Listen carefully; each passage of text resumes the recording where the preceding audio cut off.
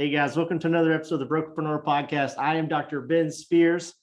What can I be today? The engineer of flow. There we go. Because I'm driving this train. That's right. I'm not one of those other engineers. Not the other type. Not like your wife, the engineer. I'm not the smart engine. I don't want to diss train engineers. You guys are smart, but that's the kind of engineer I would want to be if I was going to be. Oh, absolutely. If nothing else, they got a cool ass hat. That's exactly right. I'm from Kentucky. I get to wear my bibs. But anyway, yeah, there you go. Most folks call those overalls, by the way, not bibs. Yeah, that's true. Yeah. So overalls. I would call those overalls. Hillbilly tuxedo. I wasn't gonna go out there with hillbilly. I wasn't just gonna assume. I am proud to be one. All right, I am proud to be one. I'm here with the big guy as usual, Matt. Matt, how you doing? The ambassador, the hillbilly of flow. Maybe we should go with that. I'm totally down with that, and it's coming out next podcast. All right, love it. Yeah, so I'm doing super excited. I'm just like always. The guests we have on here are just so incredible. And you guys know this, right? Before we get started, we kind of connect with the guest and talk a little bit about, how things are going to move and everything. Every time we do that, I can't wait to hit record, especially with people like Scott, man. It's just, there's so many great conversations and we could talk to him for like an hour and a half. Oh, absolutely. And so we aren't today because we're going to be respectful of everybody's time, but we've got Scott with us today. And he's a transformational coach. And Ben, I'm gonna let you intro all that, but I'm sorry, I'm doing good. I should have just stuck with I'm fine. Yeah, Matt's fine, everybody. We're just gonna put the mute button on here. But yeah, let's bring on transformational coach. We were connected to him by Frank Agan, speaker at Elevate. Most of you guys know. Let's bring on transformational coach Scott Mason. How you doing, Scott? It's great to be here, and thank you for giving that shout out to Frank Agan. He's phenomenal, isn't he? Oh, he's an incredible guy. Yeah, he's absolutely spectacular. And he has never connected us with someone who wasn't just like off the charts. Oh, yeah. Fantastic. And so you got some big shoes to fill, Scott. Yeah. All right, here we go, Scott. All right. So,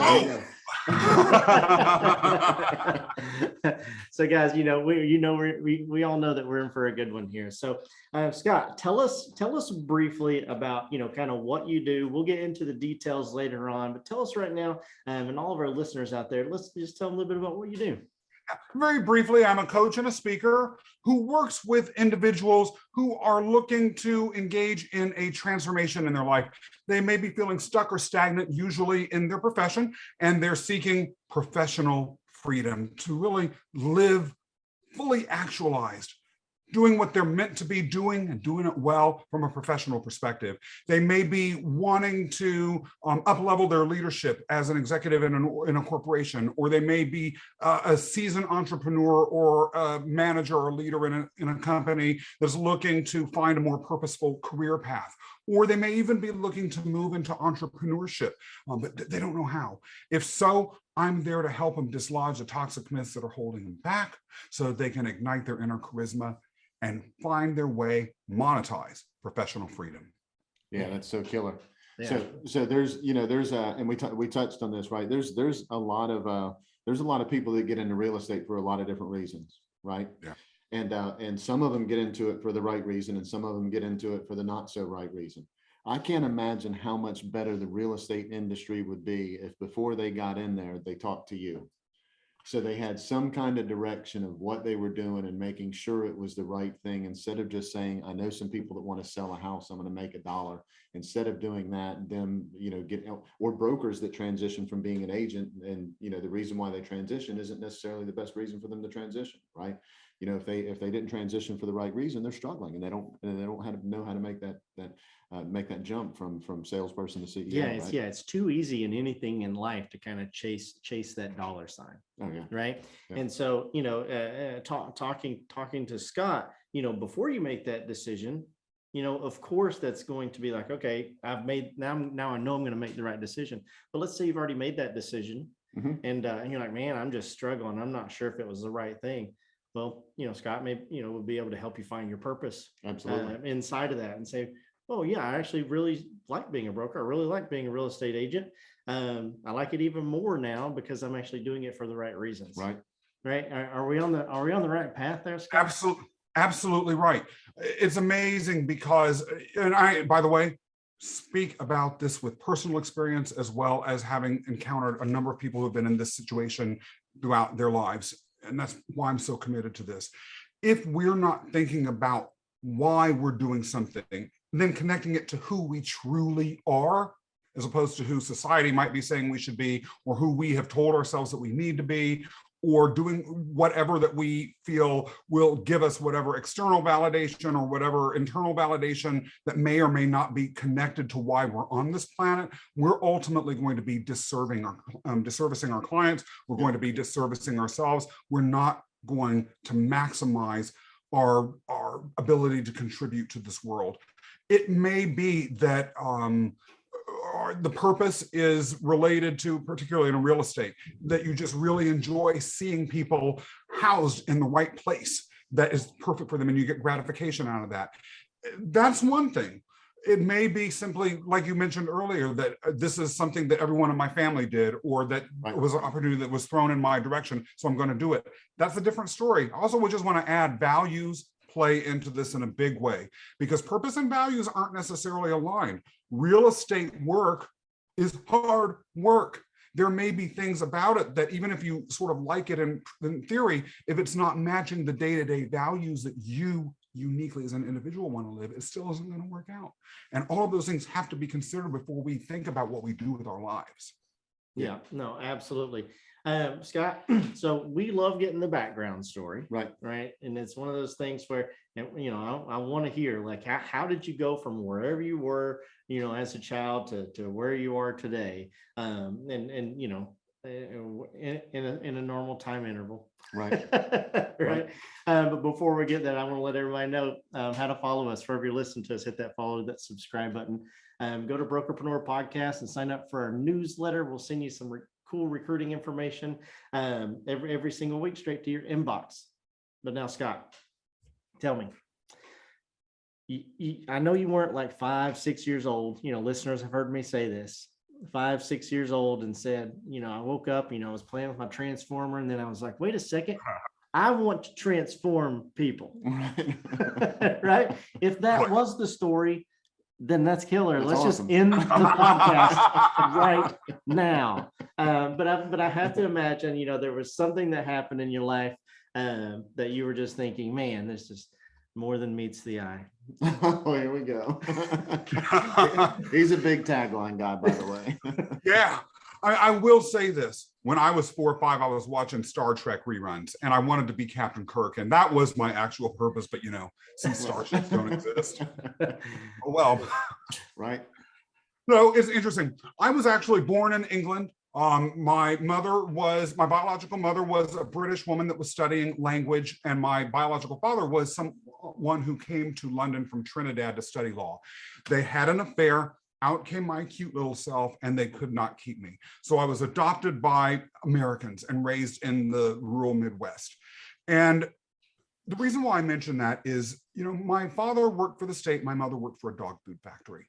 And in rural Kansas, where I worked, or where I grew up, outside of a narrow range of opportunities, there just really wasn't a lot of space for someone that was a little bit out of the box for me. And with my family coming from the socioeconomic background that they did, being blunt, expectations about what their children would become were not the highest.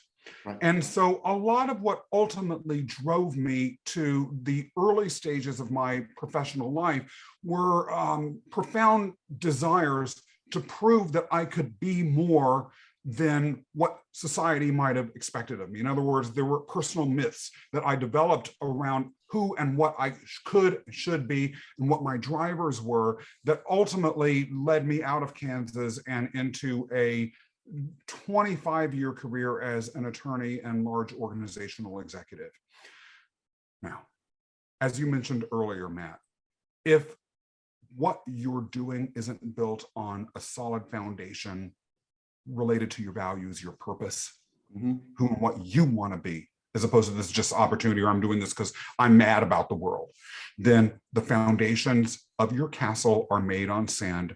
Yep. It will collapse. And eventually it did collapse. I went into entrepreneurship initially because I wanted to be involved with a company that was more creative. And I felt I was capable of being my own boss and doing my own thing. The entrepreneurial journey that I initially went on wasn't right for a number of reasons. But eventually I began to feel the pull into something different that was tying to the unique skills and gifts and experiences that I had, was able to tie them together as well as the things that gave me passion. And once I discovered that, then I was able to really move forward into where I am now and bring the full scope of my passion, energy, and excitement, what I do every day. I found professional freedom. That's incredible. Yeah. So that, and man, you just said so much, right? And I mean, I know you know that, and I love it that it's all tied to, you can tell how passionate you are, one, because you went through it, and two, because you're helping other people go through it and guiding them. And so you have to love what you're doing with that in order to dig that deep in with people. So you said so many important things there, right? So there's different, in order to make a transformation, there's some things that you have to acknowledge on the front end, right, before you can start that transformation. Is that correct? Absolutely. And you've got a way of helping people get through that. Is that correct? Absolutely. Yeah, I know, we've kind of talked this, and like I said, we've consumed a lot of your content. I highly recommend everyone who's listening, to go to LinkedIn and connect with Scott Mason. Absolutely. Immediately. But in your content, you talk a lot about, you kind of have this signature program. It's got kind of like, 4 steps. And I would love to kind of go through those, without, giving away everything to everybody. Of course, we don't want to overstep our boundaries, but we'd love to talk about each one of those, and if you're cool with it, and starting with number 1, which is, dislodging toxic myths. Yeah. I'll use myself as an example. This idea that because I grew up in a rural part of the United States, from the children of parents that were not of any sort of elite or fancy background, in a place where the opportunities in certain professions just really were not there, that my life was A, governed by the circumstances of my birth, B, actions that I might take were dictated by beliefs that I had in reaction to that, 3, that I had certain capabilities or possibilities, or would need to prove that I had other ones. And then D, that I needed to engage with the world in a certain way in order to overcome those obstacles. Those belief systems I call toxic myths. They are the personal myths that we tell ourselves that hold us back, that keep us stuck and stagnant. And I use that word myth very intentionally, because as you all know, having consumed what I put out on LinkedIn, really these myths, I feel, are tied into larger meta narratives that have existed throughout history. And a lot of what I focus on in the social media content that I put out in particular is Greek mythology. The reason why I focus on that is the stories that have existed in that mythological foundation for thousands of years have resonated, and people study to this day because they speak to fundamental human truths. The narratives that they're talking, the lessons they're talking about, are core to who we are as people. So dislodging the toxic myths and then beginning to move in a different direction is the first step that I believe we have to take in order to begin to get to that place where we're finding our internal happiness and our professional freedom. Yeah, and I have to imagine that kind of starts in, and that's the way, probably Scott helps you, is actually finding out what those myths are, because it's really easy, sometimes to say, oh, well, I'm not successful because, my car is blue, right? Or something like that. And sometimes those myths are not as easy to recognize, because man, you are in those. You're bought into them. Yeah, and that's why they're called toxic, right? And so, but that kind of brings us into the second one. Once you know what those myths are, you have to rewrite that framing, because Matt talks a lot about pre-framing, framing, and reframing with lots of things. But you have to figure out what those myths are, and you start rewriting those. Absolutely. And it's not a haphazard project. I strongly believe that for us to be able to write myths, we have to, or especially positive myths that are going to take us into a different direction, there are a few things that we need to do. First of all, we need to be very intentional about the role that we're playing in whatever myths. Sometimes, for instance, we could have a personal myth that's totally neutral, but we have boxed ourselves into a mythological role like a victim or a bystander in a way that ultimately it makes the myth's outcome, in other words, the outcome of our lives, tragic. So what are the roles that we're going to play? And when we look at the roles that we're going to play, we examine things like, what is our purpose? Why are we on this planet? What are our values? Not just what we say our values should be, but really, what are our values? Some people may not be comfortable saying, my number one value is making as much money as possible. Well, if that's true, then you need to own that and write a role that's positive based on that. It may be something else altogether. Right. And then beginning to, from there, combine those things with other elements of your personality to create what I say, a new book of myths, but it's a new mythological foundation, a vision for what you want your life to be lived as. It might not be specific. You might not be ready to say, this is the career path. I'm ready to become a real estate agent now. More, how do I want my life to look? And then seeing whether being a real estate agent actually works into that is a later step in the process. Yeah, that's so great. So, whenever a lot of people get into real estate and they say, I wanted to show houses, right? I love the TV shows with all the houses on it. One day I want to invest in all of these other reasons that could be great reasons. But, you just mentioned it again, and you said before we got started, your purpose has to and needs to align with your values, and you need to understand the difference between the two of those, but they don't always do that. They don't always align the way that they need to align. Man, that is just that's so incredible. And that explains why I'm sure brokers that are listening right now have agents in their office and they're going, I really hired this person. I thought they were going to be great. And for whatever reason, this person is just struggling. They're just not making it. They're not, they have the skill set. They have they understand the technology. They know how to do the things that they're doing, but for some reason, they're just not launching. Their business is not going the way that it's supposed to. And it's probably exactly what you're talking about. Their purpose is not aligned with their values, and their values and purpose aren't aligned with their skill set, right? So you help people get past all of that, right? You help them kind of understand and clear that. It's not like whenever you're being transformational, you're saying, oh my gosh, all the things you're doing, you're no good at real estate. You need to go do something else, right? I'm assuming that's not what you do, right? And it may well be, for instance, that you have a different role in that field. There's actually a more exaggerated version of what you're talking about, Matt, that I'm going to share as almost an example. Okay. You see this in the nonprofit sector. People may work for a company, and I did this myself, so I, again, say this with experience, but it is not just me. They work for a company that has a good mission. So they feel as though they have a purpose. But that company's values may not match theirs. An example of that, in my case, for instance, one of my core values is making sure that the outcomes that I receive from my work are related to the inputs that I put in. In other words, if I work my rear end off, I want to see positive outputs, unless I'm working on not something that's ridiculous.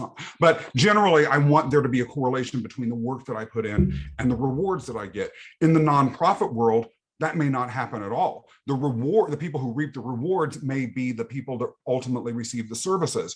And so I wasn't receiving rewards based on the sheer amount of work I was putting in. My values didn't match the purpose of the nonprofit, even though that nonprofit did amazing work. And so that is an extreme example of what you're talking about, though. That's a fantastic example. Yeah, and we talk a little bit about that because I want to bring this into the to the real estate world a little bit even more. We talk a little bit about the brokerages that will go out there and they'll just hire anybody. Yep. Right. And that's why this is so important for all of our listeners out there to understand. Listen, like you have a purpose, right? You have maybe your toxic myths in your brokerage, or maybe you're rewriting the framework of your brokerage wherever you are. You need to make sure that each agent that you're sitting down with matches that Absolutely. matches that framework, right, Matt? Absolutely. Otherwise you end up fracturing or your culture, right? Mhm. And so you have to be really careful of the culture in your office whenever you're hiring someone. You have to make sure that they don't have to. I wouldn't think that everything has to be a perfect match with everybody, that everybody's got to be the exact same. That's not what we're saying, Of right? course. But there has to be some alignment of the values, and there has to be some alignment of the purpose. And that really comes from, Scott, from what you're saying, right? You got to know that yourself first. You truly have to understand that yourself first, right? Totally.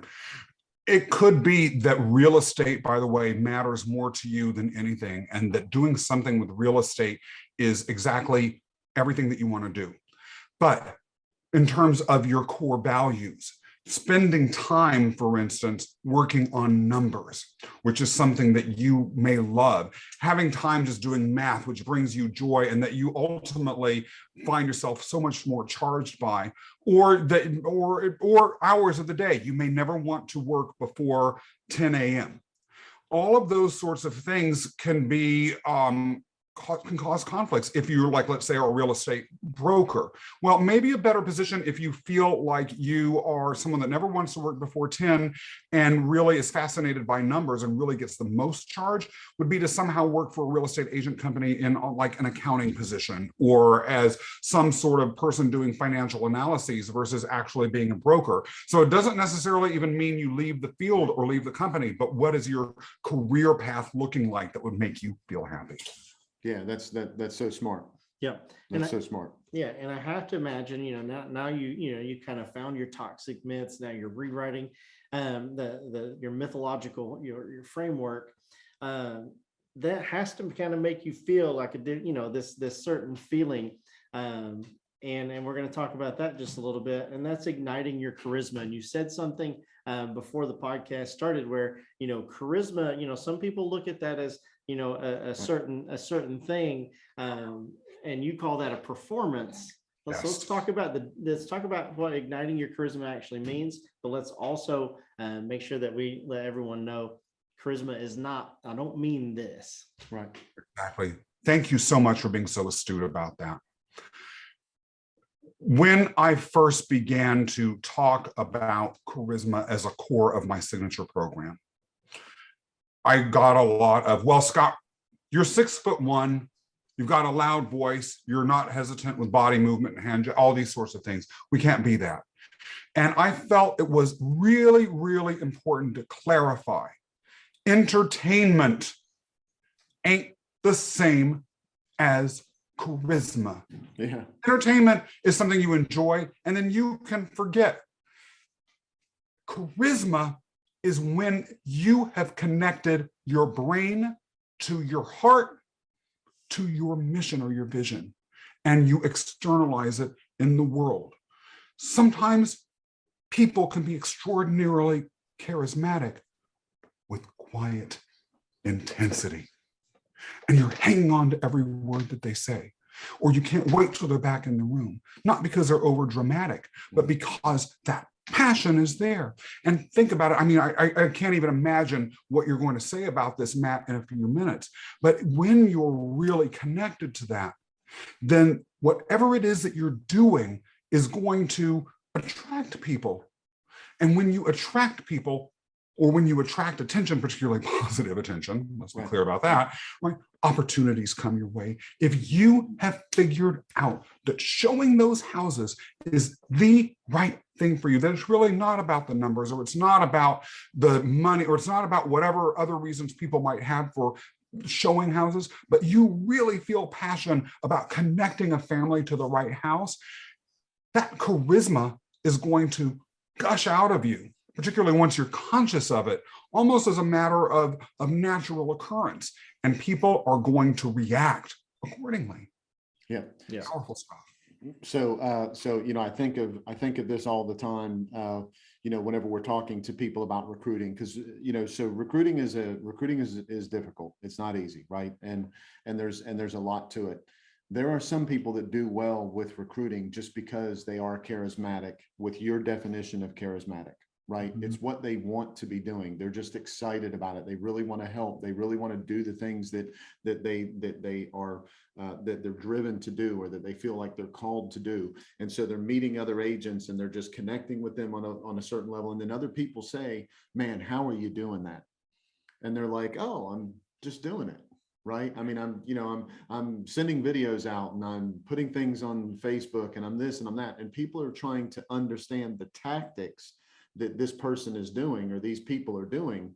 And they're trying to apply those tactics, but they're completely missing the truth behind the charisma, like what you're talking about. And that's why they try those things and they fail. And then they step back and go, well, so-and-so, must be holding out on me. There must be some other secret sauce that they're not telling me about, because I tried to do the same things that they did and I'm not getting the same results. And the piece that they're missing is that charisma, that they have figured out what their passion is and what they want to do. And so the tactics don't matter as much, because it's, like you said, it's coming out of them. What they enjoy and what they appreciate and what they like is just coming out of them. And so the tactics aren't the important part. And unfortunately, that's what a lot of people grab onto whenever it comes time to recruit. And they don't understand it's about their mindset, not just their skill set. The two of those things have to be aligned. Hey guys, this podcast is powered by Prospect Boomerang. We all know broker owners struggle with profitability. Prospect Boomerang compounds your profits by recruiting the best agents to your brokerage. For consistent growth, visit prospectboomerang.com. There's actually a Greek myth that I talk to people about all the time that I'll very briefly share with you here, because it relates directly to what you're talking about. And it's about Orpheus, who was the most charismatic person who ever lived in Greek mythology. Orpheus was a singer, basically. And he used his voice and his emotions to entertain people. Now, he went on a heroic quest with the greatest band of heroes ever in Greek mythology, to call the Argonauts. They were on a trip with a hero named Jason to get the legendary golden fleece. And while Orpheus was on that trip, he fell in love with one of the Argonauts. And he allegedly wrote all of these powerful, beautiful songs about his love for this person. No one remembers those. No one cares. They were performances that were all just, ha, ha, ha, this is nice in the moment. Later, he fell in love with a woman named Eurydice, and they married. And at the wedding, he was performing similarly joyful songs. Eurydice was dancing to his music, and she stepped accidentally. She was dancing barefoot. She stepped on a pit of vipers, and they all bit her, and she died on the spot. Orpheus had never felt these sort of emotions before. He had never explored his full emotional palette. So he decided he was going to reach inside, discover everything within, and go on the most audacious quest of his life. And the audacious quest was to go to the underworld and persuade the god of the dead to release the soul of Eurydice. And he did it. How did he do it? He stood in front of the god of the dead, and he let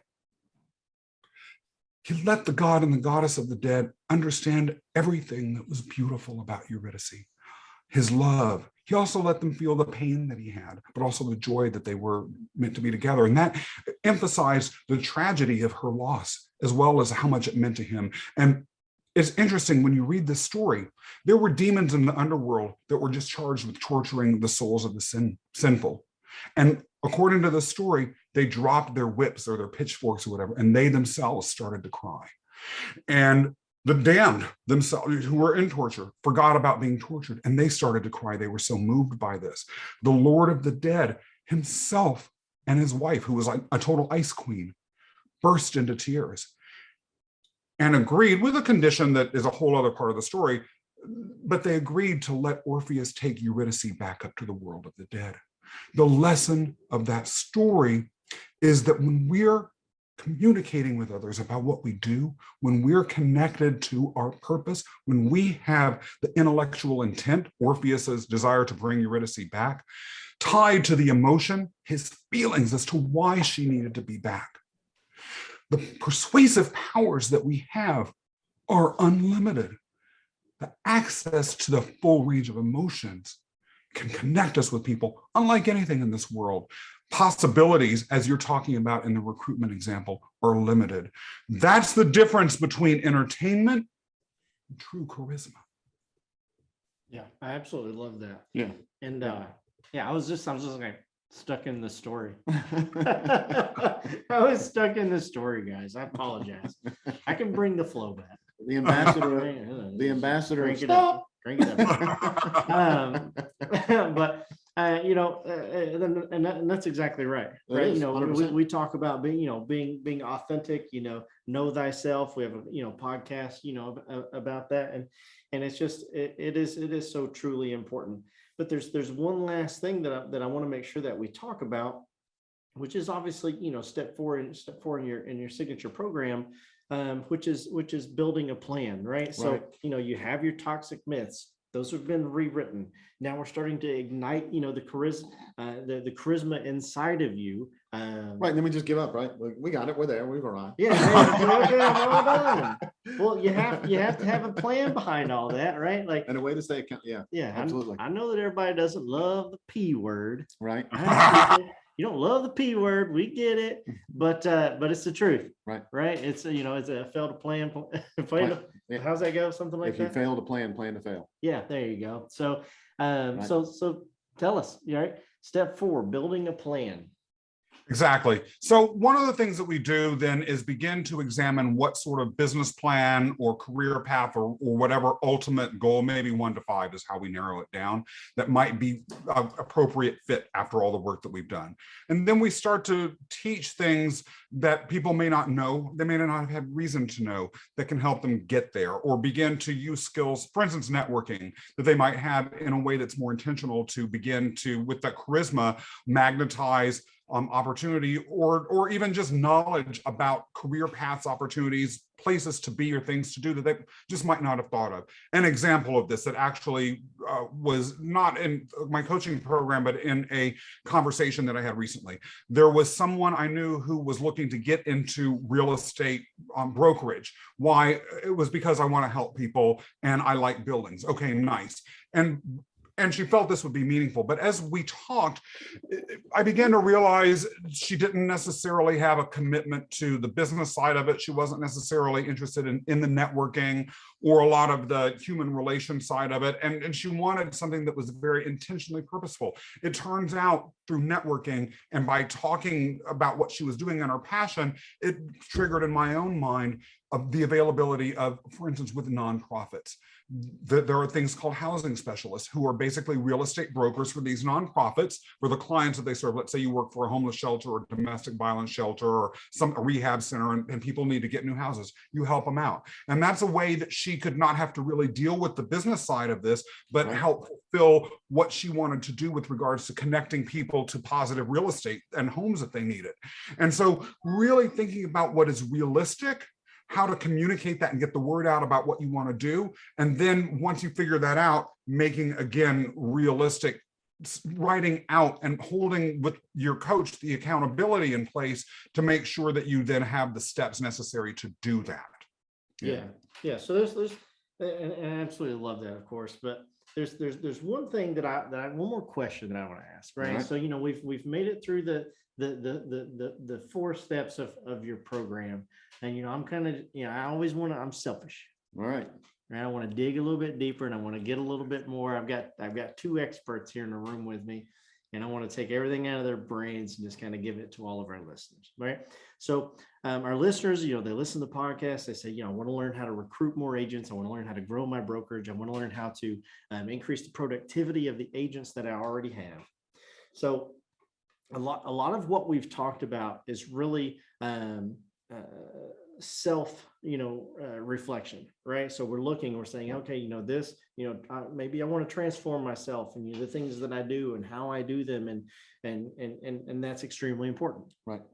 Now let's put ourselves in the seat of the broker, right? We've got an agent on the other side who's contemplating maybe leaving the brokerage that they're in, and maybe coming and joining my brokerage. We'll say I'm the broker, and I'm thinking to myself, okay, well, this person obviously is contemplating a transition. maybe they look at that as it's going to be a business transformation, right? Maybe they're not, maybe the values aren't the same from, the brokerage that they're coming from to maybe the brokerage that I have. What are the types of things that I would look for? And either one of you can go first, or you can arm wrestle about it or whatever. You're both over 6 feet tall and I'm 5'2" or something like that. Maybe not that short, but but what I would ask is how do we interview someone else or talk to someone else that's sitting on the other side of that desk, thinking about this framework of these 4 steps to really make sure that, not only are you doing the right thing by them, but they're doing the right thing by you, and making sure that if they leave that brokerage and come to your brokerage, gosh, they're doing it for the right reasons. And so either one of you have at it. And I'll sit back and, put my, cross my arms, or put my hands behind my head and relax. But that's what I want our brokers to hear while you guys are in this conversation. Yeah. So how to evaluate that alignment, right? Is what you're saying. Yep. Yeah. Scott, you want to that people hear me ramble all the time about this. I'd love to hear your take on it. I'll say I could listen to you ramble all day. Y'all are fascinating and I love your dynamic. But this is my initial thought about that. Part of what happens during at least my signature programs, phase 4, is that the person needs to really do some work thinking about why that particular career path or job or business idea that they have, why they're attached to that, but who that problem is solving, or for what that problem is that they're solving, but who they're solving it for, and why they and they alone are the best possible solution. So if I'm sitting here interviewing with you for a position with my firm, it's my firm belief, and I take this position with my clients. It's up to you to be explaining why you are the right person to solve the problem that person interviewing you needs to have solved, as well as the person you will ultimately be working for. It all ties back to purpose. Unless that person literally is just looking for a warm body to fill a seat and maybe talk on the phone, there are in a particularly a competitive market. But even if it's not competitive, for your own sake as the candidate or the person looking to move into that particular path, essential to understand why and what makes you unique and special. There are 300+ million people in the United States. Anyone could be doing anything. What makes you right? If you walk in there with complete clarity about that, a lot of the risk that you're talking about, Ben, just isn't going to happen. And if you are the person listening to it, you're going to be naturally persuaded because that person has done the thinking to try and figure out at least what it is that you're looking for, why you're looking for it, what the problem is. You're not just interviewing just because you like to socialize. At least no one that I've ever met does. Right. And then why you're the unique solution. Again, that also ties back to the charisma, because that only focuses your charismatic expression even more. Yeah, so completely agree. I think that's absolutely spot on. I think for me, the thing that I think that would need to be figured out first before sitting in that interview, you could really have the success of alignment like Ben is talking about. I think the broker needs to know who they are first. Right. They've got to have a really good grip on who and what they are and what they stand for and all of that.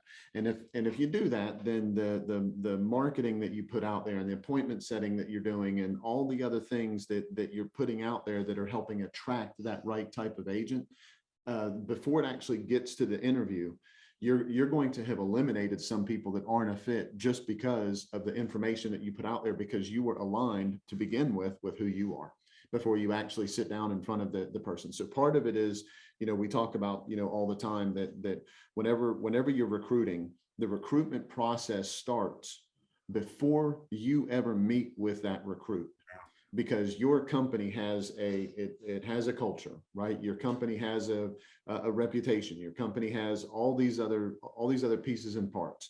And so the process begins long before you actually sit down in front of that person. Now, when you sit down in front of that person, if you know who you are and what you were doing attracted them, there's going to be some of that alignment already. But you're going to ask questions just to make sure that alignment matches, which is why we have our recruiting pillars, right? That's why we talk about leads, cost, revenue, expenses, why we talk about training, why we talk about culture. We have those conversations, so it brings that out from the person to be able to help understand, if they're going to be a good fit or not. And Scott, what you said about, values matching their purpose. If I'm a broker now and I'm listening to this podcast, I just got more ammo to figure out whether that person's a good fit or not, because as I'm sitting there talking to them and I'm going through all of these things, I'm hearing about their values, and I'm also asking about the purpose. So why'd you get in real estate and everything?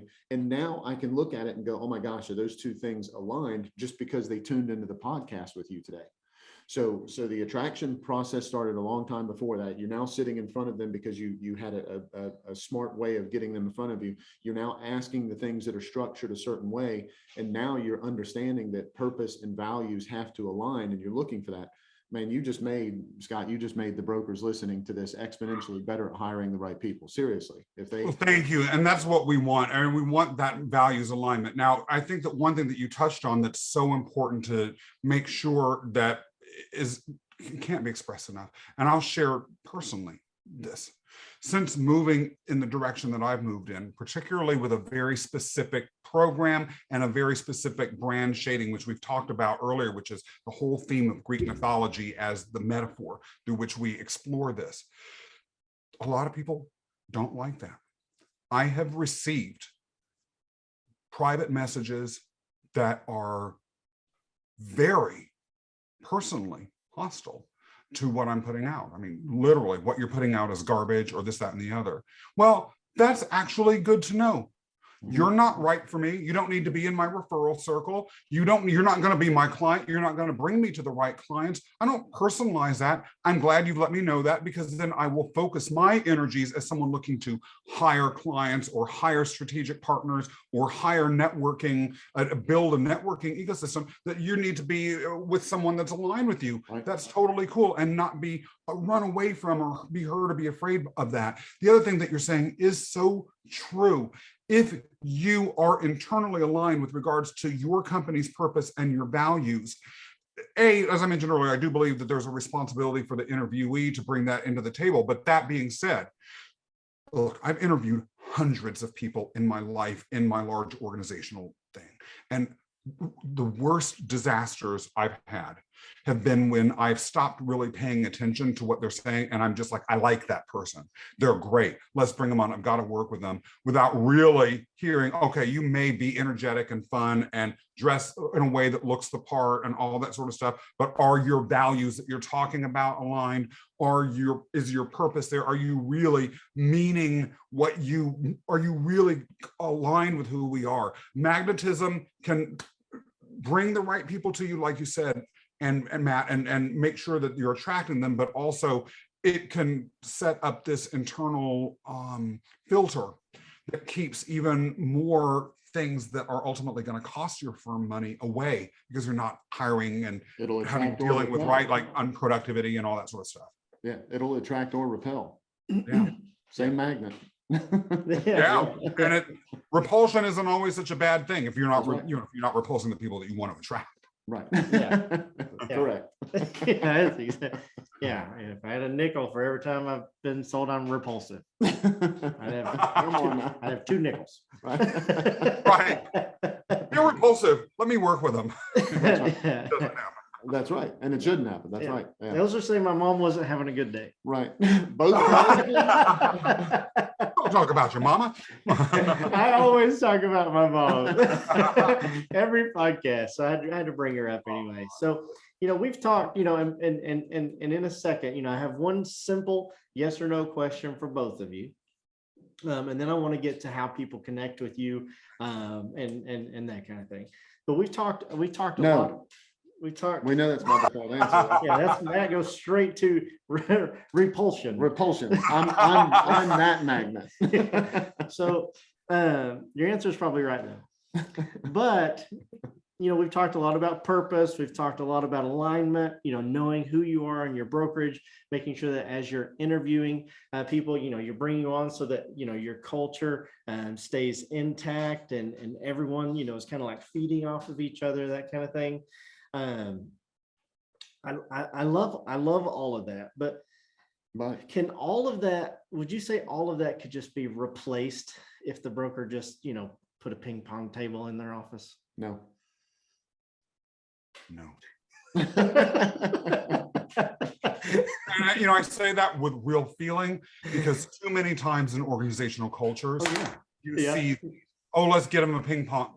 Tech companies did it, so that means we have to do it.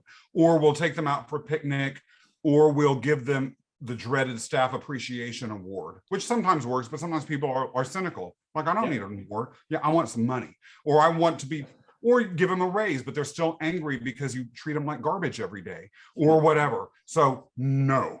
Yeah, I completely love it. agree. So you both got A's. Right. We got A pluses.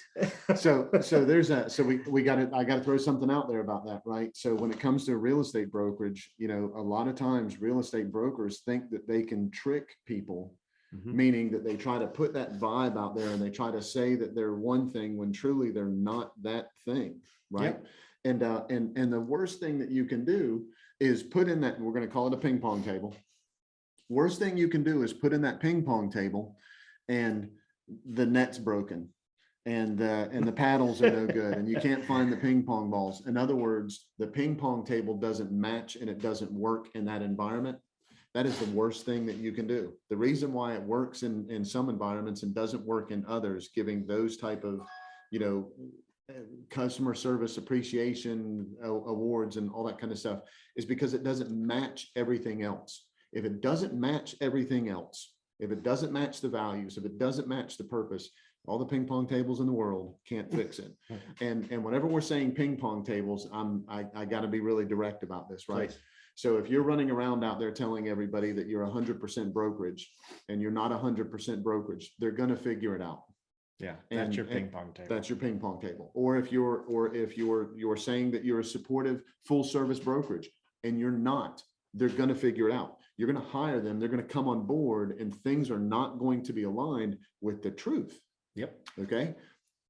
Scott, I see you're about to say something. What's up, brother? So there actually is a little Greek myth I'm going to share again with you about this.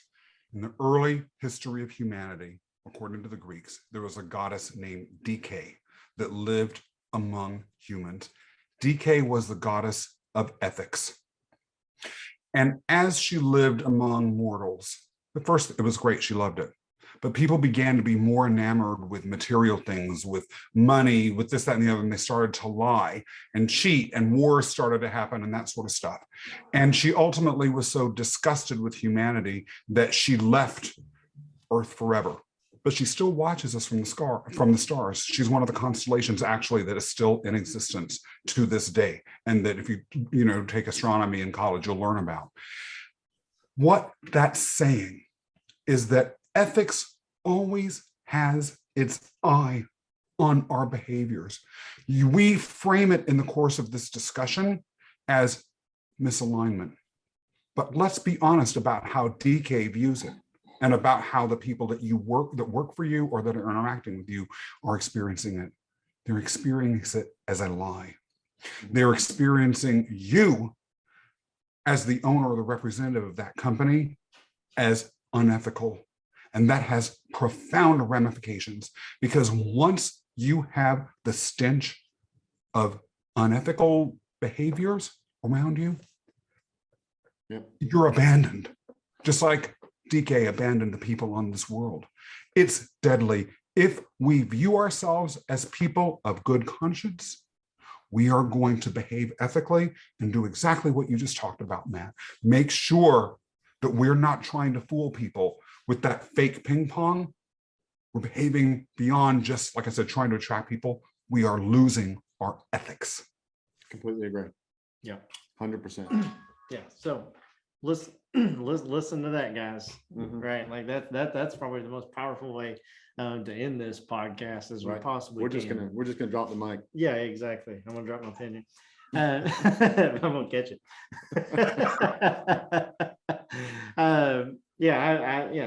That's actually, that's a spectacular story. And it is, it's just so important for everyone out there. Absolutely. Gosh, if you're listening, you're not a broker. Yeah, that's still the way that you need to behave. Because again, right. Yeah. Just like you said, once that surrounds you, it's really hard to get rid of, especially from a reputation standpoint. And as you well. don't want people that are comfortable with that smell being around you. Yeah. Anybody that likes that smell means Yeah. that they have a stench of their own, and that's going to be nothing And but it issues. matches. That's right. So, Yeah. so anyway, all right. So sorry, Yep. I didn't mean to interrupt. No, it's okay. So, Scott, I have to let everybody know how to get in contact with you.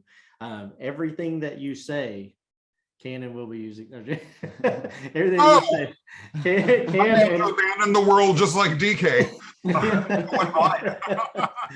everything you say can and will be put in the description below. Yeah. So let us know what's the best way to contact you, learn more about what you do, and connect with you if our listeners have a question or just want to reach out and say, hey, I really enjoyed your episode. Thank you. So Scott Mason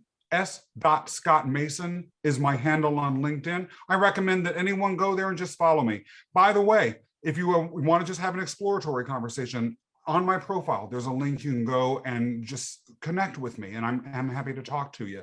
And in the featured section of my LinkedIn profile, I have a whole bunch of little slideshows talking about all of these main themes that you could download, and they have all of the stories. Orpheus and all the rest are in there. So that's way number one. And then way number two, Instagram, s.scott_Mason.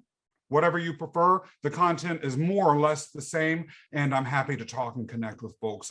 You all are doing great work, and anyone that is a member of this audience, if you do connect with me, make sure that you mention that you heard about me through this show. I want to make sure you get a little bit of an extra royal treatment.